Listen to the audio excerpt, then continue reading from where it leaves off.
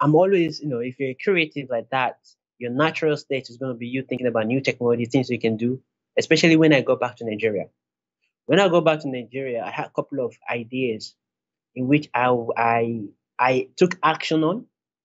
I couldn't do by myself because I didn't have the financial means to, but I didn't really believe all I needed was, like all I needed was financial means. I think if I started the project, if I work on it, if I build it myself, even if it's really, really bad, but I try as far as I can show some prototype, at some point I will get the financial infrastructure to build and finish it. And so every time I'm always coming, okay, if you do this, I'm always going to my dad, to my parents sometimes, and be like, okay, like this is something that you can do, and if you do A, B, C, D, this is what we can get out of it. This is what certain type of problems that we can solve in the society, and this is what you can do. You know, some of the technologies that was invented post coronavirus. I would tell you that these were the technologies that I was suggesting back in 2016. For example, being able to being able to, for example, engineer success for people by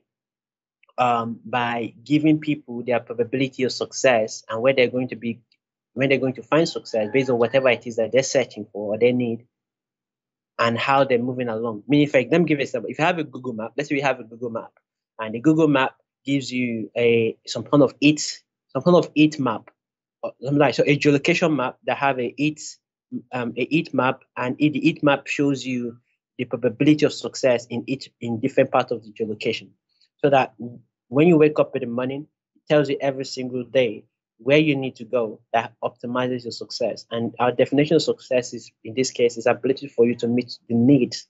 So you're going to give us your need every single day, your need, your life goals, what you want to achieve in life. Then we break that down into a series of steps and a series of items and a series of pawns for you to collect and actions for you to take every day in order for you to get to that. So these actions and pawns can they be mapped? Can they be mapped on Earth? Can they be mapped on different geolocation and the probability of finding them in different locations? If it's people that you need, if it's people that you need, if it's knowledge that you need, if it's product that you need, if it's commodity that you need, and these are just your needs, just tell us what you wish for, and then we'll be able to search for you. And this is the final aspect of it, which is very important. And you see, and the final aspect of it is based on how you're working. Whenever you're now close to that thing that has high probability of success, note that you already have a map that says that if you go to this point in 30 seconds, in 30 minutes, okay, you will meet an element of success there. And when you get there, and then that element is now in your proximity, okay, your phone is going to beep and say, this element is here, meaning that it's going to beep to let you know that, okay, that thing you're looking for is not available in that proximity. So you can decide to not interact with that thing physically. So basically, that's why we call it proximity, meaning that as you're going around, so let's say you walk into a mall and you want to buy some things. As you're walking around the mall, it's going to show you different items in that mall. So if you walk into a store, it's going to collect for you all the items in the store, and based on how you're working in that store, it's going to basically update itself and list the items based on your location inside the store. So this is just an example of how it will work in terms of commodities. So and it's called, and the part of the reason why I'm doing this is because one of the main problem we have in Nigeria is the fact that we have a lot of graduates that study sciences and engineers, that graduated university, but they came out to go into financial industries and things that doesn't use their skill set. So my mind has been working around the fact that I'm trying to create an opportunity for scientists and physicists and mathematicians and engineers to come and actually graduate and have a place to work, to feel like, yeah, I can still use my skill set the way, I love what I do and I can still use my skill set. And this for me was a way, was one of the ways I came up with them, because although we on the surface level, that's what they're solving, on the behind the scene, there's a lot of mathematics involved, a lot of economics involved, and economics and mathematics really, really tally up. So me suggesting this thing to my dad back then, he hated it. Why? He said, just leave things the way it is. No, don't change it. No, no, no. We don't want anything new. Like literally, this actually no. It was really angry. Like honestly, like oh my days, man. It was like when it comes to the biggest pushback I've had in my life is from my own dad. In my technology, in everything. Like for example, another example is if you've ever been to Nigerian airports, you know how it is. Like if you ever try to wait for a new person landing in the airport, you see how they get really, really crowded outside. You know, and there is no way for you to track the new person, no, the person that you're waiting for that's arriving from the another country. There's no way to track them. There's no, you just have to wait outside, and hopefully you will see the person. And there's a lot of theft, like some theft that going around there, or things like that. So I went there. I was waiting for my sister. She was coming down to Nigeria from India. Then me and my dad were outside waiting to waiting to pick her up, and things like that. And I'm like, this is not really good. It's not really a good reflection of my country. The way the Muritala Mohammed Airport is, and the way people were lined up, crowded out there. So what I said was, okay, you know what? This is another thing that we can build.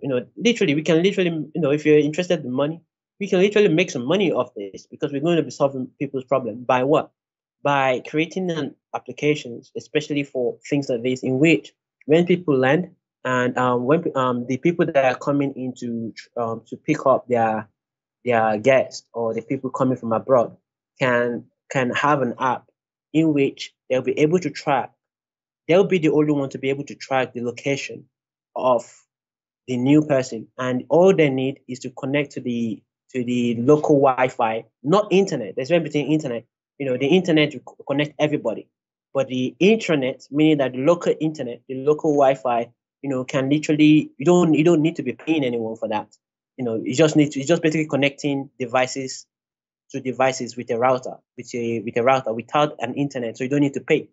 So if you have that in an airport, and every device that just landing, connects to that router, you can through this router, you can find the person you're looking for. You can track them on, okay, they're now checking out. Now they're not doing this. Now this person is now outside. This is the location of the person. So you don't need to be going and be waiting outside and be queuing and people lining out outside, looking at every single individual that come out and see if is the person that they're trying to pick up.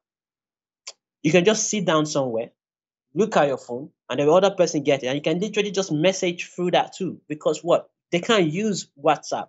Because when you're just landing into a new country, you don't have the local service for that country, except if you're using the global network. Meaning that if your internet service provider is a global internet service provider, meaning that for example, MTN is not going to work in Italy. you know, it's, if I come into Italy now, I cannot use my internet. So it means that if I land and you're trying to pick me up in Italy, you will not be able to track me because I won't have internet, and now you won't be able to call me either. Except if I connect to the internet of that local of the airport. But the Nigerian airport do not give you free internet, by the way. There is no free internet. There is no that. So if we, because it's going to cost them something. So let us have a local network that doesn't need to connect to the internet, and you can do all your tracking, and it's not going to cost you. It's not going to cost. It's literally not going to cost them. It's probably going to cost them electricity to keep it on, and that is all. But it's not going to cost them data transfer rates over the internet, if you get what I mean. Just to clarify, because you said you're not a tech person, it's like you have a router in your room. If you have a router in your room, you can choose not to subscribe for a month, but while still connecting all the devices in your house to that router. Because all the devices in your house is connected to that router, they can still communicate over that router without connecting to the global internet. So that is what I was suggesting, but making it a proper app that you can use it to track every single process of someone with a They have a ticket number, right? Yeah, it's a ticket number or a plane ticket, and you can track the plane, each person, the plane ticket number to the people that they trust. So you're not going to show my ticket number to someone that is trying to attack me, for example. So there's going to be some level of privacy and being able to show it to, I suggested to my dad, and this was like, I wish I had never said anything. And is this, and this is this person is educated, it's not like extremely educated, but this person is to some level, he went to university. So I think is educated. And it tells me something about the older generation that they really do not want, I don't know what is wrong, but I think some of them, not all of them, just want things the old ways. They just don't want anything to change. And you can't, like you said in earlier on, we can't have that. We can't have things being stagnant and being like that.